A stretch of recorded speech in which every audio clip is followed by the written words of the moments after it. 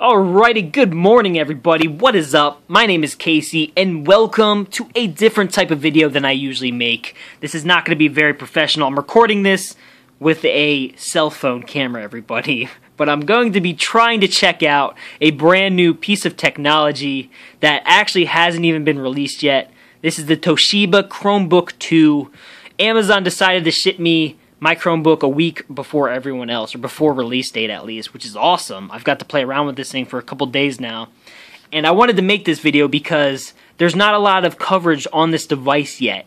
Since it hasn't been released yet, you know, there hasn't been any mainstream reviews on all the big sites. There's not a lot of videos. I don't think there's actually any videos on YouTube for like user impressions and everything. So I thought, you know what? If you're on the cusp of pre-ordering this device, I'll make this video. Maybe it'll help you decide if you actually want to get it or if you want to pass on the device.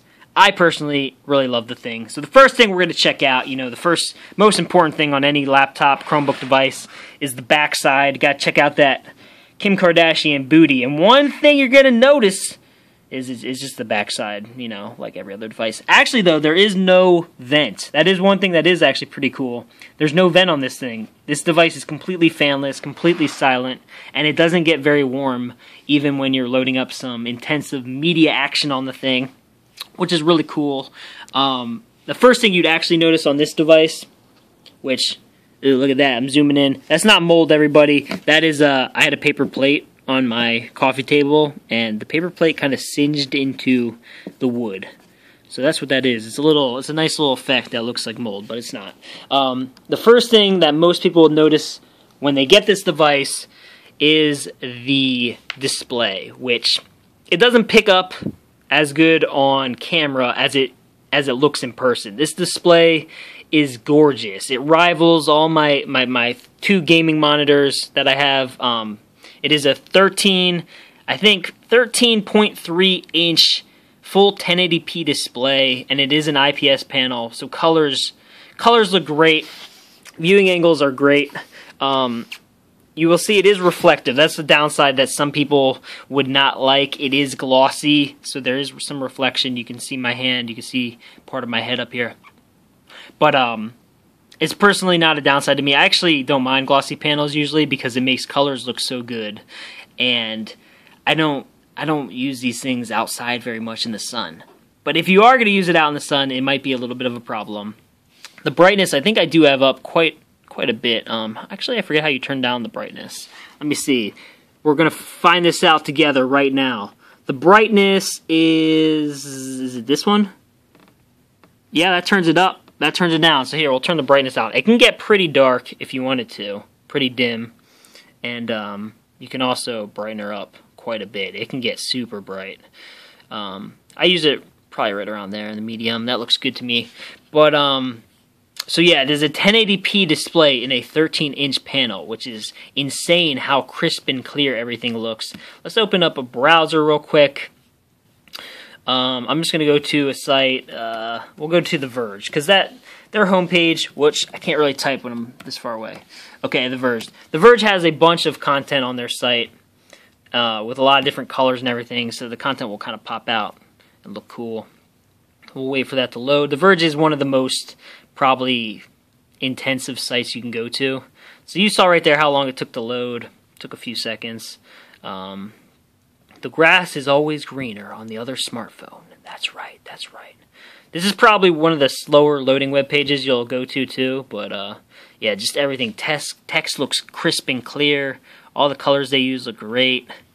Right now I'm using the two-finger swipe on the trackpad, which I don't know if this is a feature with all laptops now, but I haven't had a laptop in a while, and this device is, or this gesture is awesome. I love being able to scroll around with just two fingers. It's so great. It works so great on this device personally, and it's awesome. Okay, so there we go. We're looking at The Verge. The screen, I'm telling you, it just looks great. I could pull up a YouTube video probably. Maybe show off like a 1080p video. I actually don't know though what's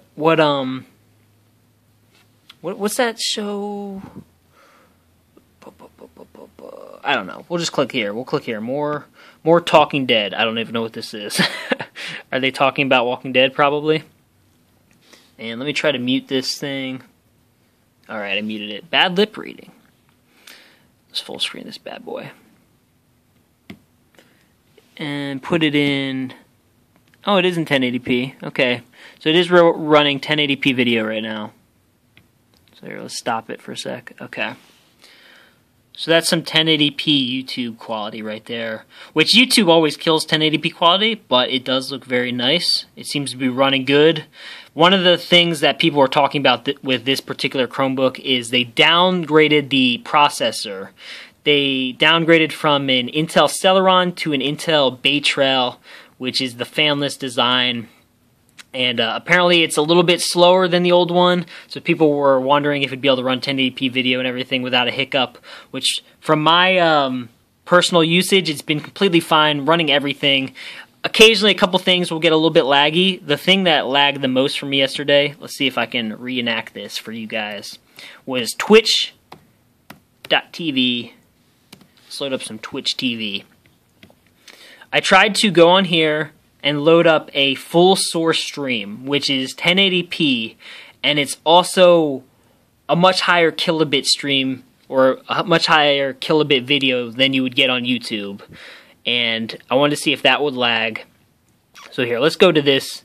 We'll go watch the European Hearthstone finals. Hopefully I don't get a copyright infringement for doing this. But let's let this load up. My internet I'm on is decent internet. It's like 30 megabit down, 3 megabit up. So it's not the best internet, but it's not that bad either. So here we go. Let's full screen this baby. And then let's put the quality from medium to put it to source, which this will see how good this machine can actually run, high quality media, which let's see, it's still switching to source, I believe. Yeah, it's still switching, it's still rotating the little bar to source. Alright, so we're on source right now. This is source quality. You can see everything seems to be running fine, which is great. You can run Twitch video on source. You could watch video like this, but then one thing I noticed got laggy was when I tabbed out of this then. Okay, so I got the video here running on source and tried to pop out my stream here. Things got a little laggy on the video. As you can see, the video is getting a little choppy. Video is lagging a little bit. You can see it's kind of slideshowing while the stream chat right here is trying to load up until it catches up. So now it seems to be running fine again. The stream chat still, there we go, stream chat is open now. So I got that open now, the video is running, both are running at the same time. But that's the kind of thing you'll see with the downgraded processor, that little hiccup hell, when you're trying to load up the Twitch chat while bringing up a full source stream, which is probably 4 or 5 kilobits, which looks, this looks absolutely gorgeous right here. These cards, we're looking at freaking cards. But this looks fantastic on this stream. I'm just saying, if you're going to watch Twitch, this runs it fine in source, and it looks great. I love it. I love how it looks like a high-quality tablet, basically. Okay, so that was the little hiccup I found yesterday with performance. I don't know what else I should show. Let me try to think. Like I mentioned, the two-finger scrolling it just works great. I love that. Every laptop should make that now. I don't know if they do or not. I guess I could go into a couple just sites I go on regularly. NeoGAF. Everything just like forum-wise, it'll load just super quick and stream completely fine, nice and smooth. I'm doing that. I'm doing my two-finger swiping, and everything is perfectly fine. I brought up YouTube. Let's just bring up ESPN just for the heck of it and see. So ESPN loads up pretty good, pretty quick. Who will have the better career, Kirk Cousins or Robert Griffin III? I'll take RG3 after Kirk Cousins exploded the other night for a terrible, terrible game. Although Kirk Cousins is still winning. So, yeah, that's some real-world internet usage right there. Oh, one thing I forgot to mention.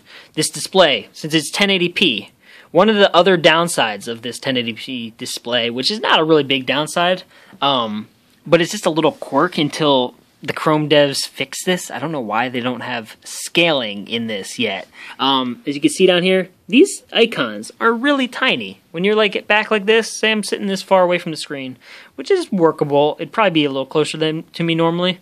It's hard as hell to see these little icons down here. They need to implement some real proper scaling so that the icons aren't so small. It's fine when you go into a web page, but that's because I'm zoomed in about 120% right here. I think I'm zoomed in. If you're just looking at Google without being zoomed in, let's see if I can hit this. Control minus. So, okay, this would be Google's site normally, which for most people would be fine. I personally like it to be a little bit bigger. So I've been zooming it in to about 150% on Google. And most websites I noticed I've had to zoom in at least once to about 110%. And some I've had to zoom in to about 120% to 150 just to get a perfect internet experience for me. I don't know why they don't have scaling on here. I guess they'll implement it sometime. I can't imagine it's that hard for them to implement. So, yeah, that's pretty much the device itself running Chrome. You guys know what Chrome OS is. The hardware, it's pretty thin. It's a pretty thin device. I don't know compared to like a Apple MacBook Air or any of that stuff because I've never had a MacBook Air, but I do have a 3DS XL right here. And you can see the Chromebook is quite a bit thinner. It's a lot thinner than the 3DS XL. It's a slim device. It's made out of a plastic. The top here has a texture on it, like little dots. It's all plastic, but it doesn't feel super cheap. It's not aluminum. Like if this was an aluminum base, it would be freaking. This would feel super premium. But the plastic does not feel like a really cheap plastic. But it also doesn't feel like a $1,000 device or anything like that. It definitely looks more expensive than it feels, is what I would say. But I don't feel any creaking. The keyboard is really nice. I usually am really picky with keyboards because I've used the same keyboard for my desktop for like 10 years. So a lot of times when I'll switch to a different keyboard, I'll have lots of misclicks and everything. I'll just mess up. But on here, I've been typing really fluently, and I really enjoy the keyboard. And like I mentioned, the trackpad I really like. It seems to register all my actions really quickly and really precisely, and works way better than my previous laptop, which I had a couple years ago, which was some mid-range Dell laptop. But yeah, that is the hardware. The best part about the whole thing is the screen. It's just gorgeous looking. But that's a quick little look at the Chromebook 2. Personally, this would be the Chromebook I would get if if this was taken away from me and I had to pick one. I would choose this Chromebook. I would choose the beautiful screen quality over, the better performance that some of the other ones will give you paired up with a worse looking screen. I don't think I could go back to any of those, 720p. I don't know the resolution. It's like 1366 by 768. I couldn't do that resolution anymore, I don't think, after seeing this. It just looks too good. Media looks too great on here.